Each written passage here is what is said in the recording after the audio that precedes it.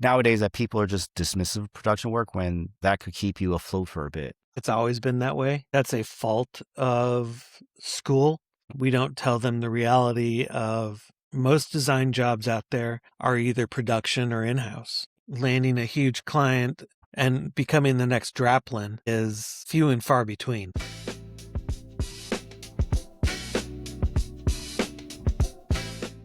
Hey everybody, welcome back to Market to Me, hosted by me, Joe Barron from Brandon Barron. And today I have a guest who is a graphic designer, a former podcast host, a design educator shaping the world of these young creatives. It is Jason Frostholm. Over the years, Jason has worked in the industry and in the classroom, giving his unique perspective on how designers actually grow from early production work to their long-term creative careers. Jason, welcome to the podcast. Hey, Joe, thanks for having me. And just for everyone who doesn't know you, that's pretty much the that's take.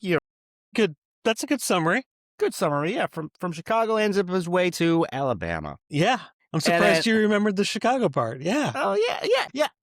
Not just a hat rack. Not just a hat rack, my friend. All right. So let's get straight into it. Sure. You're a designer. Yep.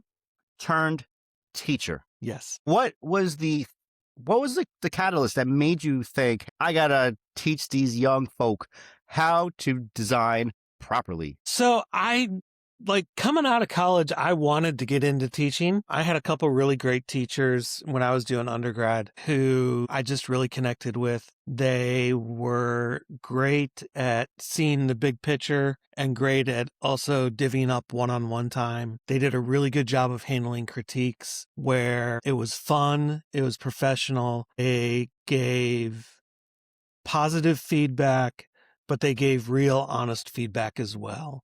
And it really just stuck with me that you could do that in a classroom. Because I had a couple teachers that were not like that were very, here's all the critiques were, this is everything you've done wrong, nothing you've done right. Yeah, I've had that too. That just brings you down. And it's like, you've got to tell the students what they've done right too, because they're going to think that they've only done things wrong. And that really stuck with me, and they really inspired me to come back. But at the time, I couldn't afford to go to grad school, and I just couldn't make it happen. And then comes the pandemic. I had a lot of downtime. The school here in Mobile, University of South Alabama, where I did my undergrad work, had started a grad school program, and I was able to get an assistantship there. So grad school was paid for, and I just made it happen and started teaching. And in my third year of grad school, got a full-time teaching gig at a local Jesuit school here. Unfortunately, I'm not there anymore. They had some financial difficulties, but really had a great time with it, really enjoy it, and it's a lot of fun. There's a moment in teaching where you see that connection being made, where you see the spark go off of that aha moment for whatever reason is. And it's different for every student. But when you see that happen, when you connect with them and when they start understanding, like, here's where part A goes into slot B for design, that makes it all worthwhile. Every student has a different way of thinking and creatively being inspired or having it click. What's your tactic in trying to get somebody to connect with or understand the principles, or just helping them turn their switch on? I think part of it is on a one-on-one basis, you've got to speak to each student where they're at, which means not everybody's coming at it from the same background. So you've got to try to get to know your students a little bit and have a personal connection with them. That doesn't mean you have to be their best friend. And I would argue, you should be friendly with your student, but not necessarily friends with your student. Sleeping with your students is out of the question, right? Yeah, that's a bad idea. That's a very bad idea. So when I was an undergrad, I learned that the chair of our department at the time, his wife, used to be one of his students. So, at the time, they had been married for 20 some years. So, but there was obviously some hanky panky going on when there wasn't supposed to be hanky panky going on, and go in there. But you've got to get to know your students on a one-on-one basis. And most design classrooms are set up where, at least in my experience, it's 15, 16 students at the most. And the classes are lasting 3 hours long because they're studio classes. And so it gives you time to walk around and one-on-one and talk to them and kind of see what their thinking is and where they're developing and what their strengths are and what their weaknesses are, and push them to focus on this and maybe not worry about something else because either they've got it in the bag and they don't have to worry about perfecting it, or because you can tell it's never going to be their strength and they should focus on things that they're going to be stronger at. Not that I don't want them to learn things that aren't going to be their strengths, because I think you should be well-rounded, but it's inherently up to the student to develop their own process.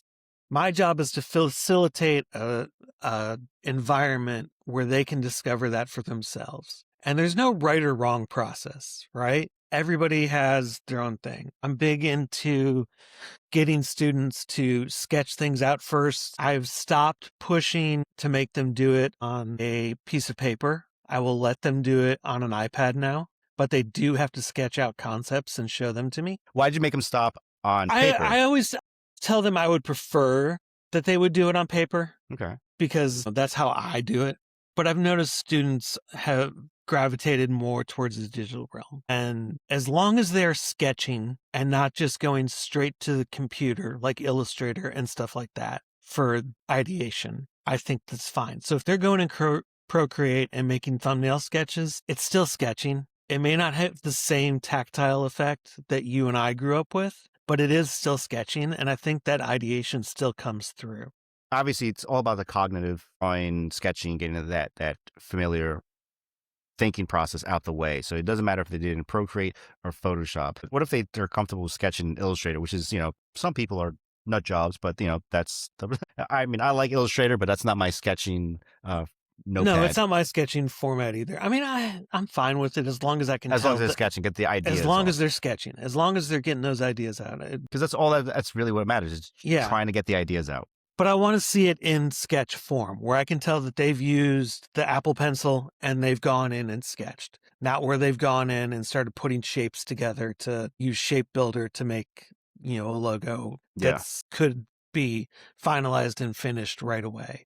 I want to see something that's ugly and rough. Like when I sketch stuff real quick for thumbnails, it looks terrible. Same. Yeah, and I remember I went to Creative South one year, and it was a logo workshop, and I don't remember who was giving the workshop. It was Alan Peters was in the workshop itself. He was taking the workshop, and he was sitting next to me, and he was doing thumbnail sketches and stuff like that. And I just looked over at his little field notes book, and his sketches were every bit as bad as mine, and it made me feel so much better. Because I look at his finalized logos and branding stuff, and some of it's amazing, and I'm like, I could never do that. But then when I saw his sketching process, I was like, he totally goes about it the same way as me. I can do that. I can get to where he's at. It's just a matter of finding my way. Absolutely. And I think with having students develop that sketching and then showing that the person next to them is doing sketches just as rough as them, that they feel less overwhelmed. Everyone needs to understand that regardless of where you are at in your career, whether you're just learning in a university or a college platform, or you're just mid or whatever, you kind of have to realize that, hey, no one's starting off perfect chef kiss. When I look at my stuff or sketching, or even I'm doing I'm having a conversation real quick with somebody, I know what I'm doing, or we'll arc it this way to say it's scratchy. The pencil sketches are everywhere. Mm-hmm. If I'm drawing imagery, even for what was designing t-shirts for Harley Davidson, I would sketch some of the stuff out. I'm like, that doesn't look like an eagle. That doesn't look like an engine. But I know what I'm doing. I'll finalize and actually make it look good later on. But I just need the idea down first and the iterations. That's where you start the process. You've got to get the idea out of your head first, and then from there you'll find out if it's bad. Yeah. So, and that's what it is. And then, from the sketching point, I have them do you've got your thumbnail sketches, and then I have them do a rough sketch, which is a little more finalized, a little more polished. And then once they get the rough sketch of like, if they're going to do 3 concepts, I'll have them do the 3 concepts in rough sketches, and then they can move to the computer. And then they got to start working out ideas in the computer. And I want to see them go through a couple stages of pulling together things on the computer of, is this going to work or not? Because sometimes, I mean, you know how it is. Sometimes something will work in a sketch and then you try to pull it together in a computer and it doesn't work, and vice versa. Sometimes you have an idea that's just not working as a sketch, but you're like, let me try this and see if I can build it in Shape Builder, and you're able to get what you're going for. So, that's like, I just want to teach them how to develop a process to get there. So you create more of the process. But one thing that I've always thought, I remember being in school, and it made sense to me, was that, hey, these are projects, but the client is our professor. So Yes. it's kind of like whatever you're doing is really appealing to them. Their tastes and might be different from the next professor or an actual real client, whatever the actual goal, the actual scope of it. But you're trying to appeal to them. So that, do they understand that, hey, you're the client in this situation? Like that, hey, I'm trying to hit certain goals. I'm trying to make sure you hit X, Y, and Z. But at the same time, I'm going to treat you as a designer that I'm hiring. In this case, it's on a teaching level, but I'm going to show you I'm going to show you a taste of what it's like out in the real world. So I would argue that the teacher is not the client, Okay. because we have the ability to be objective, and the clients rarely have that ability to be objective about it. Of course. I'm not looking for them to hit a specific thing. I want them to, they have specific milestones that I want them to hit, but I don't have a specific end result that I want them to hit, whereas a client would. And one of the things that I do in teaching is, before we have like a final critique where the student presents their work to the full class and everybody gets to review it and I talk about it, is I do a small group critique where I break the students into groups of like 3, and they're just talking amongst each other and they're bouncing off ideas, and I don't get involved. I mean, I pop around and kind of listen to what they're saying, but I don't get involved in those critiques. I'm not offering my opinion at all. And that really helps them hone a direction and gets them to get some really good feedback without me interjecting and without them feeling like I'm being overbearing about it. And then when it comes to the final critique, they don't feel like they're trying to present to me as a client. Now, I have some students who in the past have thought that I was being subjective like a client would be. And I have to, I set up a grading rubric and things like that where I have objective criteria that they have to meet. Okay.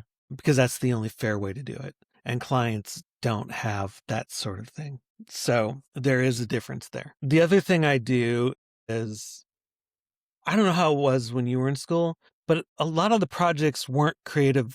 They didn't give like a creative brief for it. They just gave very vague instructions of, you're going to create a logo for a beer company, blah, blah, blah.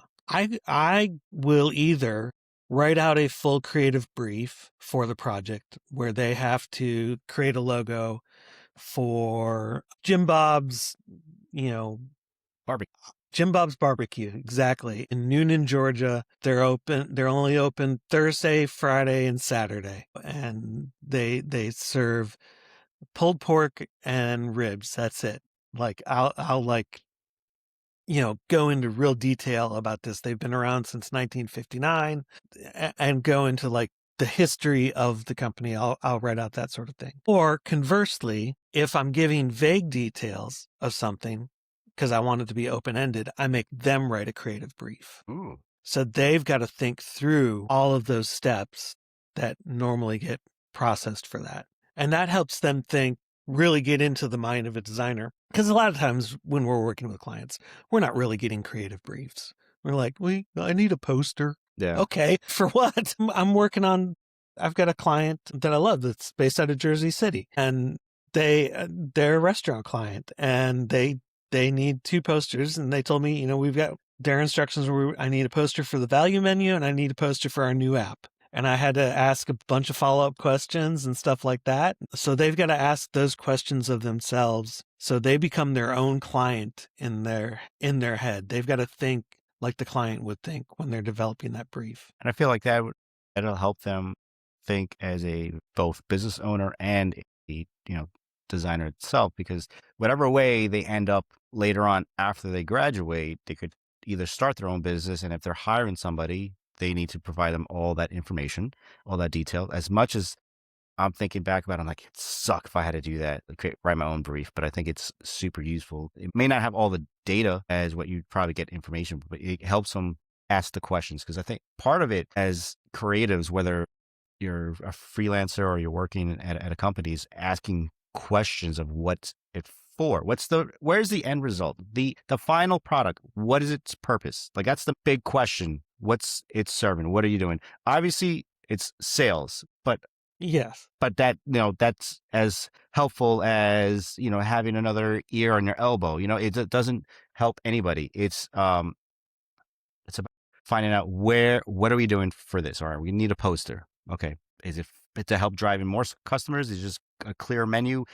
Or is it just like, hey, we want to promote this on a marketing campaign, we need something pretty, which is terrible to have. But, it's just like there's different people thinking in different ways. So it's really helpful that you provide that information and really make them think. And do you feel that is something that, I guess, design schools aren't helping? I mean, I'm sure you speak with your other educator colleagues, and there's probably some things that you feel like you should be pushing or should be taking a different direction. Is there anything that you see?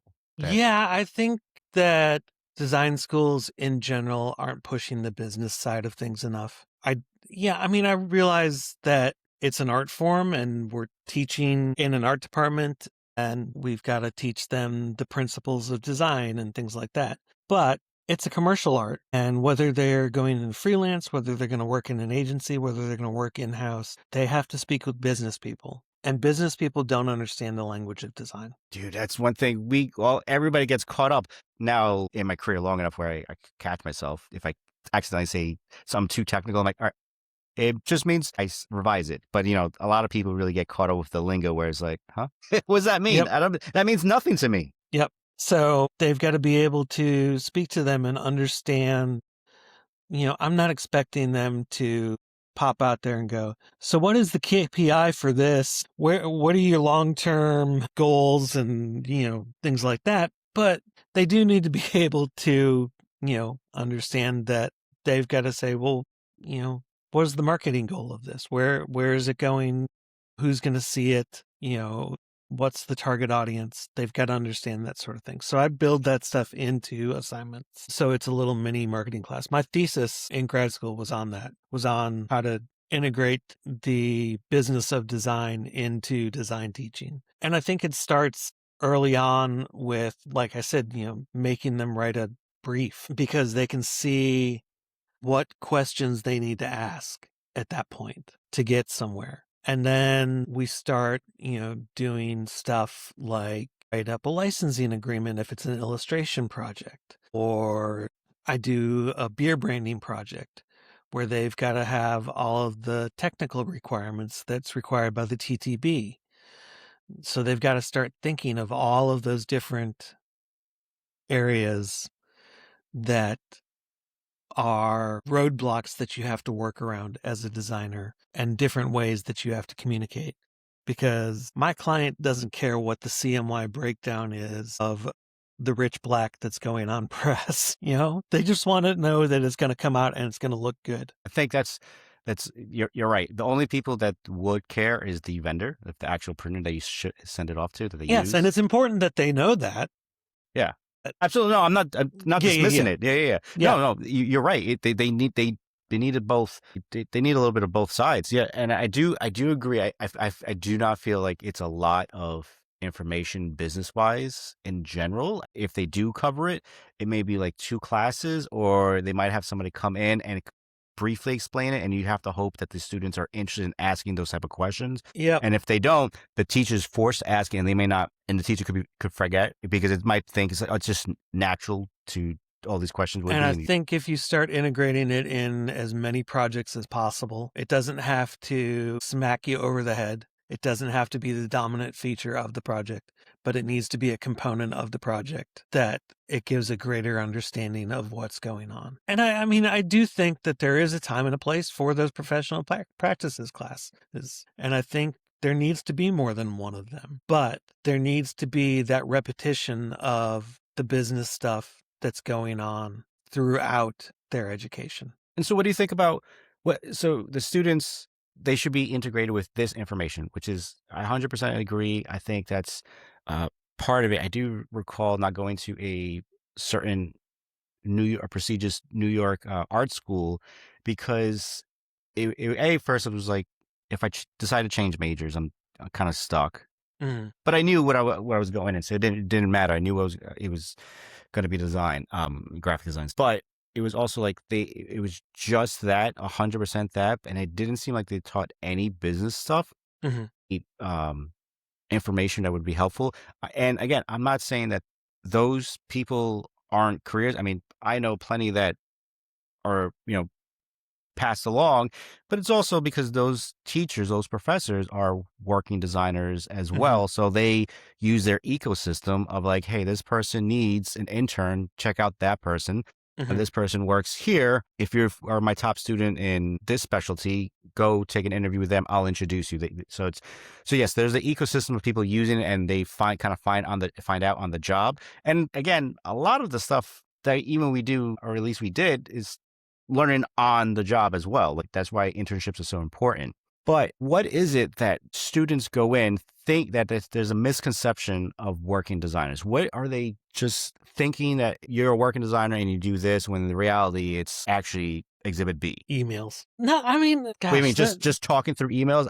Yeah, I mean, really, seriously, it's like it's all about communication. And I think that's with any job that you have. I don't think it matters whether you're a computer data analyst or you've got to be able to communicate with other people. And yeah, the more you communicate, the better you get at it. And the more ways you communicate, the better you get at doing those different ways. I mean, I would say like 80% of my day is sending emails. And then 20% of my day is actually doing design, trying to get information, sending information, communicating with people, with vendors, with clients, following up on stuff. So in other words, they don't understand that there's a lot of administrative stuff that kind of needs to be done. Oh, yeah. You're not going to stay in business if you don't do the administrative stuff. And I think that's the important part. Is I know when I went, I thought I would be designing the entire day. And I was like, this will be the greatest thing ever. I get to do art all day. And no, it's not like that. It was, even when I was working in-house, it was at best 60% of my day was design.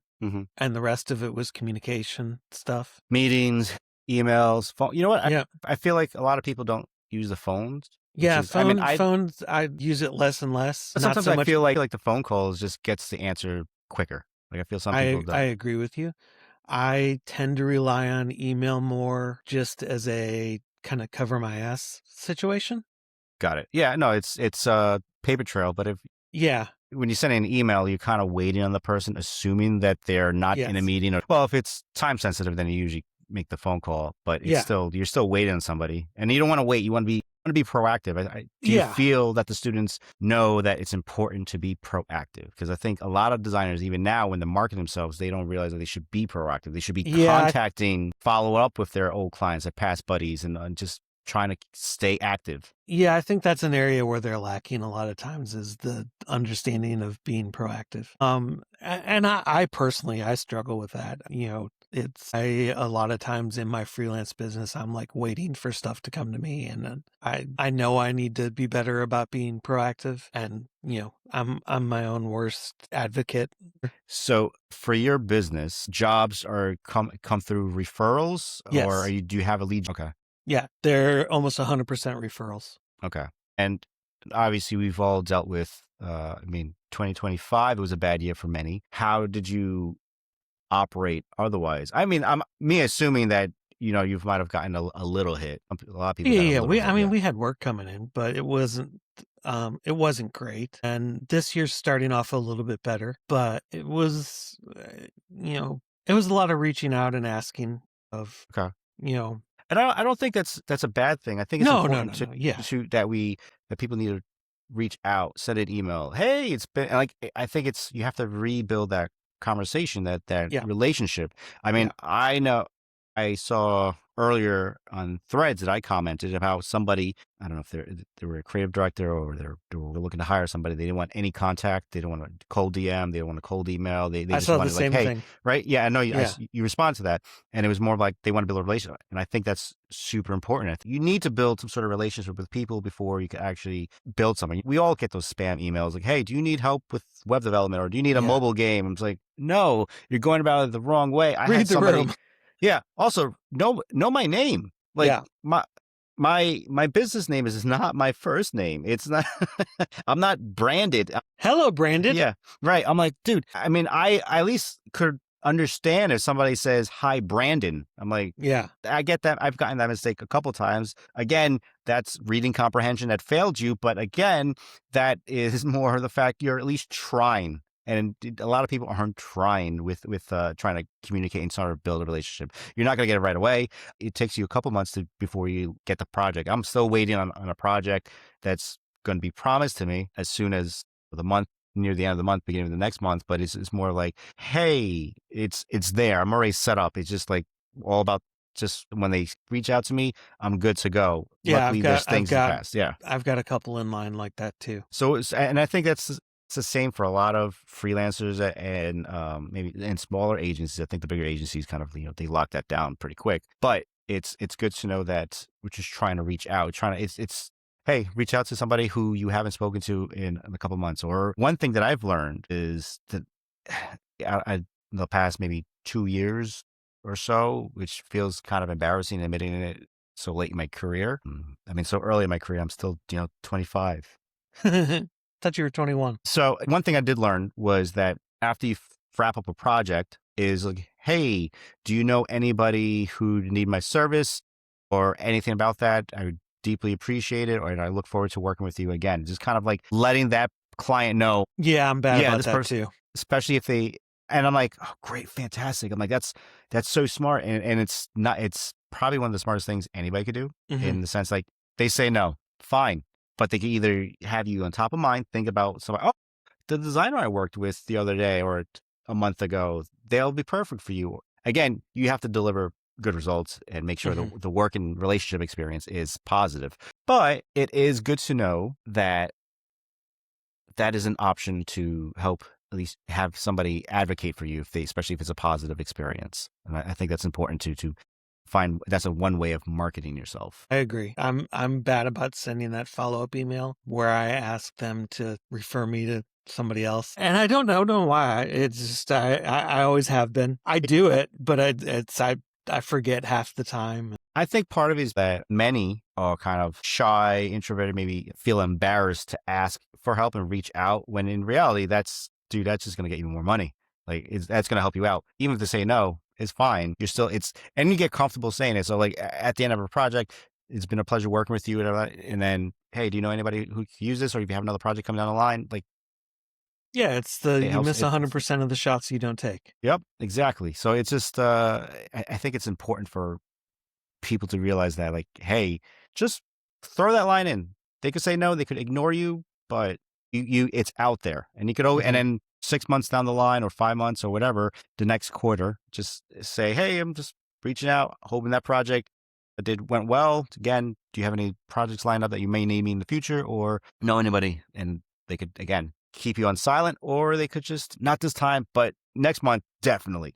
It's important to really market yourself. I saw something else, another thread on Threads where somebody was talking about the argument of, if you use Canva, you're not a real graphic designer, whatever. That's just a tool. You could be garbage at Adobe Photoshop and Illustrator and InDesign and whatever, or Clip Art Studio, or they're just tools. You have to know the principles. You have to know the understanding of it. You could do, if a client uses Canva, understand it. That's what they use, it makes it easier for them. That's fine. There's most likely they're a small business or at most a mid-sized business. If they're a big business, they're going to be able to afford you to pay your expertise in Photoshop, grand design guru that you are. The point is that you can still make good work. You just got to be able to hit the every mark that the client needs. All the scope. Are they allowing you to use AI or not? And if they are, you got to tell them, hey, this is not copyrightable, and be like, I could use it for my own projects. I'm not going to, because that would be bad business. But it's more of like, hey, you need to be aware of all these issues. Whatever the factors that's important, I think it's important to understand and educate the people. Like, it doesn't matter the tool. It's about the principle and about delivering the results. If the results at the end of the project is going to deliver that sale that they need for that small business, that mid-sized business, fantastic. You did it. Yep. Doesn't matter the tool. Yep. That's my little rant about it. No, I 100% agree. I think Canva's fine for what it is. Again, people get all worked up over the tools when it doesn't matter. If certain businesses have small budgets, if you think you're this grand, like I said, design guru, sure, awesome. I hope I know your name. I hope you end up as the thought leader that you are and get all this work. And if you're not, that's fine. I know plenty of people who are the designer. They love that person, but they'll never be huge. But they do fantastic work. There's a lot of those. But if you're going to comment and make a whole thing about it, just back it up. I mean, it says that show and prove. It doesn't matter. Like, I'm never going to admit I'm the best at whatever. I'm going to come in to the client meeting with the confidence that I am. I know my stuff. Yeah.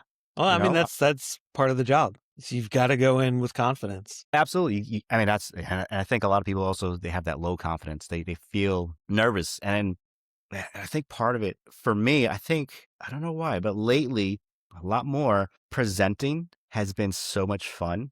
And I feel maybe it's like it's a performance, really, professional performance. It's you're understanding the project. And I think I've made that connection when I was reading children's books to my son, and I'm putting the performance in, and then I realized I was presenting to a project, and I was like still putting up that same energy. I'm like, oh, it's just a different performance. It's just a different audience, and you work the room to fit your needs.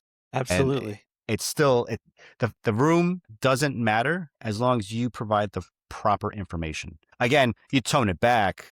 Yeah. If somebody's more reserved, or if somebody's really like friendly, hey, we're best friends, like all that, then you crank up your charisma. But different clients require different needs. Absolutely. And even if you're working in-house, you have to know the audience, know who your supervisor is. Yeah. It's the same thing. Yeah, when I worked for an engineering firm, I presented to them completely different than I do for my restaurant clients or for my private charter jet client. It's a completely different way of presenting to them. I imagine that some of the clients are chummier, so you can slip in a little, little fun little comment. Oh yeah, one of my clients is a fraternity brother from college. It's it's joking around half the time. I mean, I'm still somewhat professional, but there's a lot of inside jokes and stuff like that, and I can crack on him and stuff like that too. All right, I need you to wear your beer helmets because this presentation is going to be phenomenal.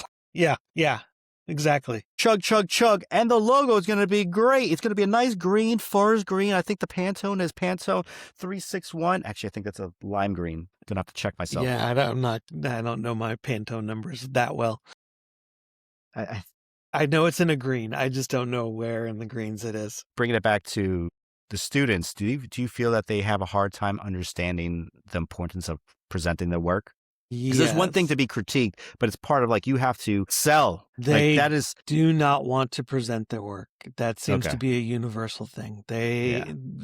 They're just timid. They don't see why they have to present their work. They don't want to do it. And when I make them do it, there's generally one or two who are really good at it, who work themselves up to a point where they think they're going to throw up. before they do it. And you have to give them that confidence boost of, no, you did an awesome job. You are a Yeah. natural at this. And then there's, the ones that are like so just flat and monotone that you've got to give them a pep talk afterwards and say, you've got to emote, you've got to project, you've got to have that confidence that you know what you're doing. It makes you wonder if also every design program should have require them to do some sort of acting class, like an acting 101 class. Acting just to kind of class, a help them. speech class, something. I know I've had to take a public speaking class. That was a requirement. That was Yeah, like I did too. mandatory for everybody. It was like, all right. And I do know, I do recall a classmate of mine presenting, like, maybe it might have been the first speech or whatever. His nerves got a little better throughout the semester, but he was, my goodness, shaky so bad. He was like, yo, you okay? It was kind of like concerning. He was able to get through it. And it's not natural, but it is something that everybody does have to do at some point. They do have to present at a meeting or just they have to do that. Or even if it's over Zoom, you have to present. Yeah, even if over Zoom, it's everyone has to present one thing at least once in their life. I think no matter what you go to school for, you should be required to take a public speaking course. It's just, I think it should be a required, everybody has to take it. Public speaking just helps them get more comfortable. They don't have to do it ever again, but it's like, hey, you know what you're good at, what you can focus on, but you have to present. Do you have them present in mock-ups as well? Because now in the world, the mock-ups, back, people used to just show the images on a piece of paper and you kind of hope that the client sees the vision. You have to walk them through the process to sell your design. I will have them do not only like Photoshop mock-ups, but I'll have them do physical mock-ups if it's a product. Yeah, I'll make them. Well, and I do that because I want them to understand the production of things. Okay. Because you can design the greatest thing in the world, but if it goes into production and it doesn't work, what's the point of it? Exactly. And then pretty much everyone, after they graduate, they'll end up in the low-level design job, just entry-level job, and it's a lot of production work. Do you feel, I mean, even now, there's still a lot of production work? That's what I did straight out of school. Yeah. Do you feel that people are just kind of dismissive of production work because it's not the glamorous, I'm designing a logo and the whole brand style guide, or I'm illustrating the whole program book? It feels nowadays that people are just dismissive of production work when that could keep you afloat for a bit. I think so. I think it's always been that way. I think that's a fault of school. Okay.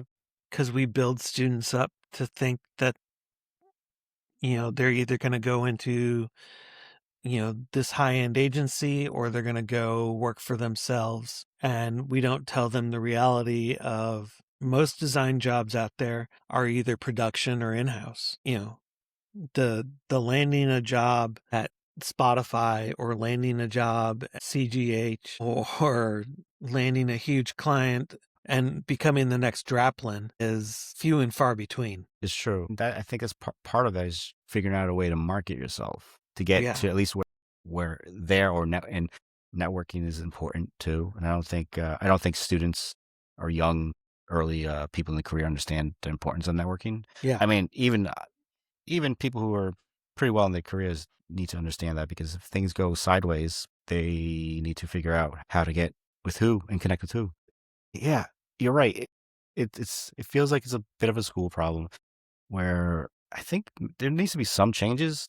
They obviously going to teach the technical parts proper, but it's just you got to have some, at least a business course of some sorts, and that's part of it.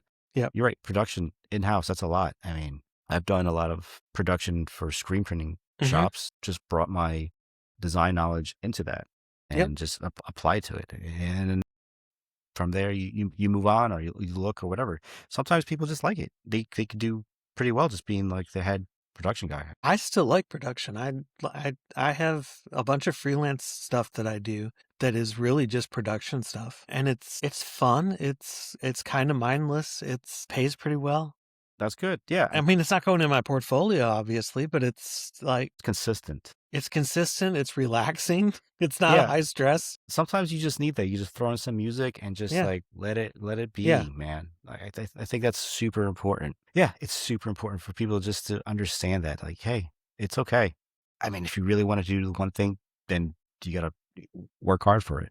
reach that level. For someone trying to get the first design job today, Mhm. what would you recommend they focus on? Since you come from an education background now, you see the ins and outs, you see the struggles of today's job market, and you see these new students coming up. I think from a design standpoint, work on your conceptual skills, being able to think through the problem and find a solution that way. Your technical skills, you can always get help with. There's going to be somebody there to help you improve on. There's Skillshare classes. There's all sorts of domestica and all sorts of online learning that will help you with your technical skills. And even YouTube, you can go out and find tutorials that'll help you do stuff. I've been doing this 25 years, and I had to go look something up in Illustrator on YouTube the other day. I couldn't remember how to do something in the appearance panel. Yeah.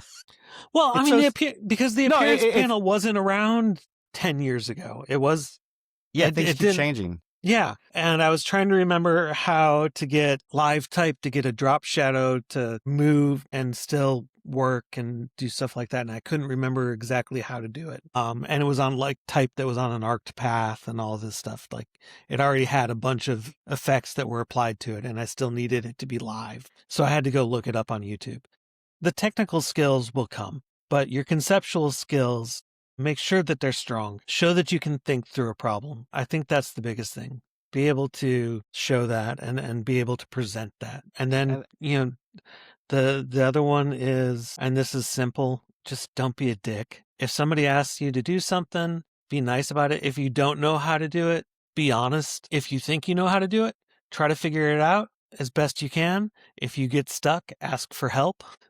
Don't be afraid to ask for help. People understand that you're new and you're not going to know everything. That's one thing. So I was in a town hall meeting with founders of a record label. I can't remember which one specifically, but one advice from one of them was always be curious Mm-hmm.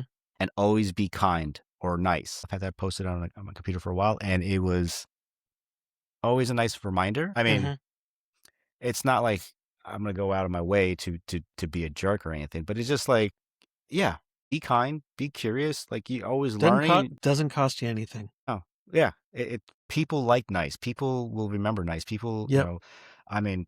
Well, conversely, people will remember if you're an ass too. True. You want positive vibes coming your way. Like that's really it. And then since you're education workshops, you think how important is it to consistently keep learning? Because you have to keep learning. So like going to conferences is amazing because they always have workshops. I think conferences do two things. One, it constantly improves your communication skills because you're forced to interact with other you're colleagues. Forced to interact with other people from different backgrounds, even though they may have the same shared interest.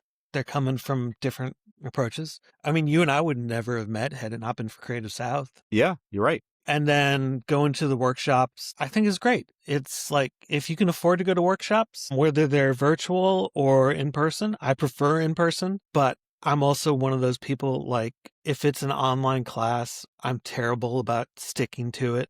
I just don't have the attention span with it. So if I'm in person, I need that structure. But yeah, always be learning. Otherwise, you're just going to get left behind because things change. There's always new stuff. Take as many workshops as you can afford and do stuff like that. So the conference we mentioned was Creative South. It's down in Columbus, Georgia. By the time this airs, it'd probably be over. But if you could go to one, if you could go to it, I recommend going to it. I have to go back. It's a lot of fun. Pros and cons to everything. So, but I do recommend, and I do like their workshops. I remember one time or a couple of years ago, I did like as many as I could that day because I was like, I'm going to learn a lot. And then I'll find out I could improve my skill here, or this area is not something that I want to offer as a service. Again, be curious and learn. Yep. So Jason, it's time where we end up with my segment of rapid fire questions. Obviously the rapid fire questions, think quickly, but if we get a little tangent of a minute or so be it. Serif or sans serif? Sans serif. Paper notebook or digital notes? Paper notebook. Worst design trend right now? God, I don't know. That's my answer. I don't know. Just messing with type. Like Leave type be. What do you mean? Because there's one way you can mess with a typeface to create Well, a I mean, custom like, logo, but it's fine for logo type, but like I've seen a lot where people are like adding ornamentation to type just to add ornamentation to type. I've seen a lot of Okay. that lately, and it doesn't need to be done. Like type designers, unless you're looking at the font, not that there's not some decent typefaces on the font, but type designers put a lot of work and thought into making their fonts and typefaces, and let them shine. Adobe Photoshop or Illustrator? Illustrator. Illustrator or Figma? Illustrator. Illustrator or, well, no, you know what? Okay. Illustrator or Procreate? Illustrator. I knew that. I knew that was it. Why did I ask? I rarely use Procreate. Really? You're not an iPad person? No, I mean, I have one. I use it. I'm not saying you don't. I use Fresco more just because it's in the Adobe family. So Fresco or Illustrator? It's still Illustrator. Okay. Because I'll sketch something in Fresco and then bring it in, and then bring it into Illustrator, and then they've got Illustrator for the iPad now. Which, do you like? Admittedly, I haven't played with much. Okay, yeah, I haven't. Same thing. I haven't played with it much, but I've been titillating with the Fresco, and I don't know. I like the fact that it can be raster and Illustrator. Vector. Yeah. So I mean, vector. Yes, I like it that it be raster and vector. Yeah. But I'm still. You know what? I've had my iPad for a couple of years now, and I just still don't feel that comfortable with it unless I have unless it's sketched out first. Like for some reason, I'm that old school, and I'm using air quotes. It's just starting on the pencil, kind of where it would used to scan it and then bring it in. I'm kind of 50-50 on it. It just depends. It depends on me too, but like I just for some reason I feel so much stronger as long as I sketched it out and like really refine that illustration or whatever it is. Yeah, I would say given the preference, I would do it that way. I'm usually just doing something for fun on it. I'm not doing like actual work with it. I've done both. Right now, I'm messing around with just animation. It's a whole new world.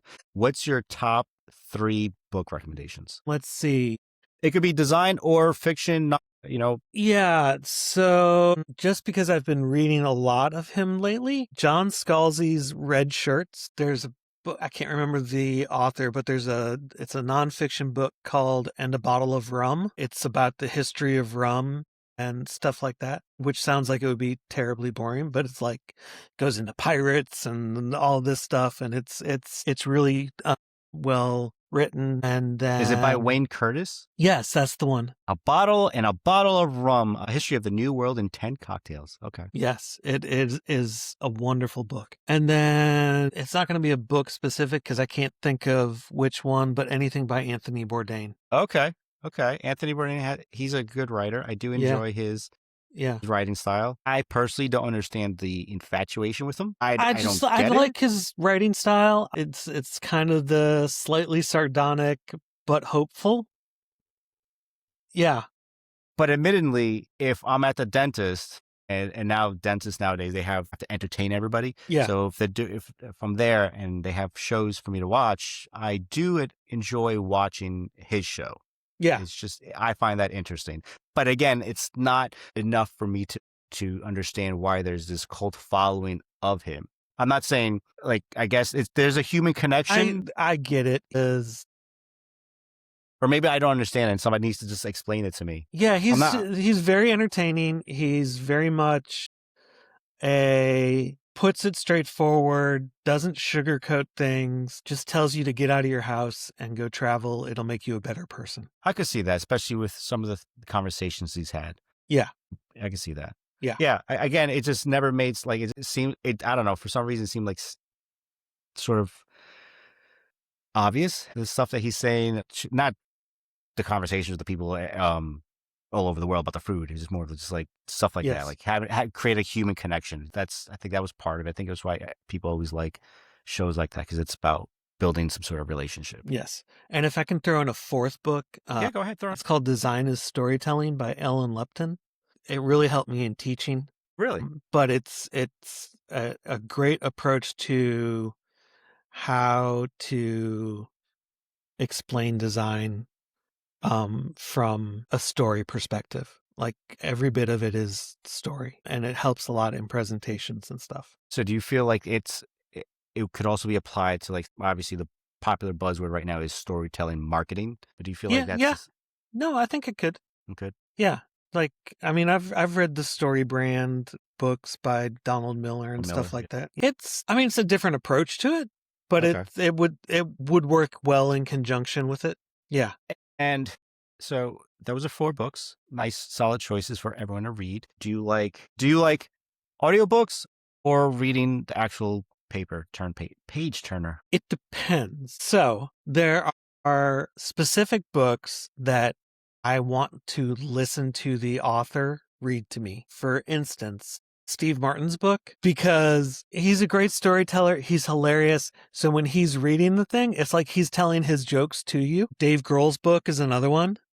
It's like he's telling you his stories. And then like fiction books and stuff like that, I like actually reading, whether it be physical or on my Kindle. Most of the time I'm reading on my Kindle nowadays, just because I have like so many books. I would have to walk you too far and get away from my microphone. But we've got so many books built up around the house that I'm Nice. running out of space. Nice library. Yeah. So then I guess the proper question would have been audiobooks or just reading itself. But, you got to make. I count audiobooks as reading.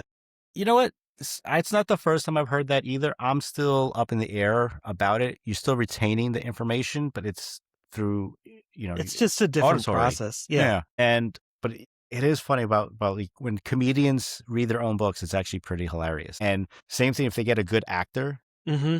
Yeah. So I've never read Hemingway before, Right. but I've always like, he's a great American author. Let me find out what it is. Correction. I did read one story. I'm like, really? That's it? Like it was a garbage story. Like nothing happened. They were just 2 guys drinking on the porch. I think whatever. I'm loosely paraphrasing. That's a lot of Hemingway books. Yeah. But I ended up getting on audiobook one of the collections. Like it was like Ernest Hemingway Volume 1. And I forget, oh my God, I forgot the actor.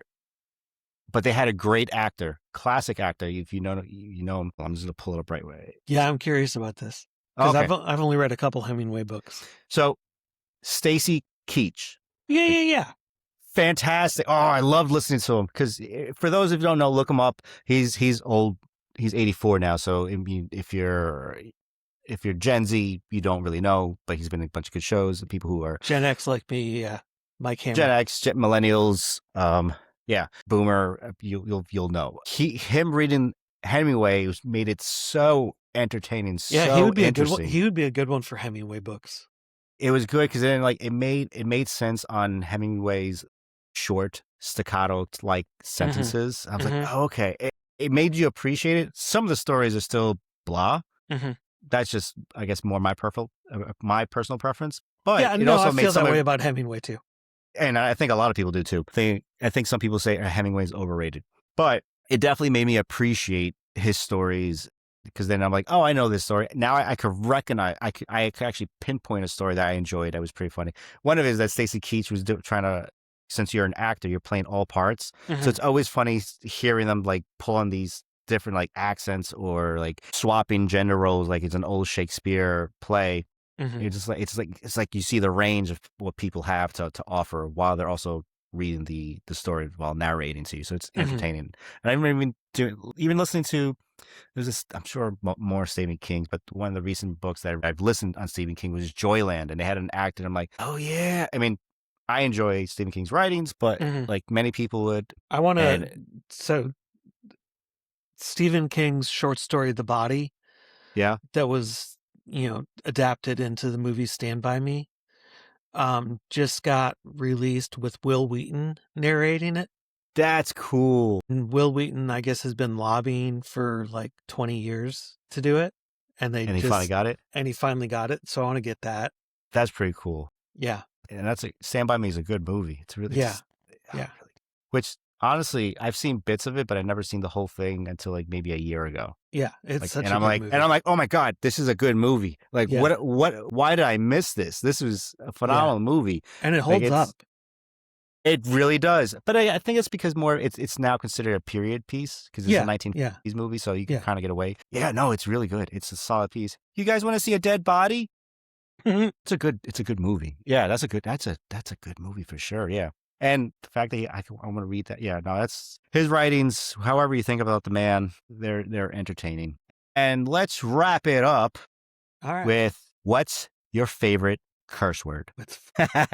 It's so versatile. I would use it more right now, but my kids are getting up, they're up, but they're around. They're running around. Yeah. So, but yeah, it's definitely. It's just a fun one. It tends to throw people off. I try to, but it's it's a good one. Jason, thank you for being on the show, being on the podcast, sharing your knowledge, helping people understand what they should be doing, or what the kids should be understanding if they're in the design world or if they're deciding to switch careers. So I appreciate you for coming on. Where can the people in the world find you? I'm on most social medias at jfrostholm, and then my website is jasonfrostholm.com, and my business site is Ildis, IL. All right.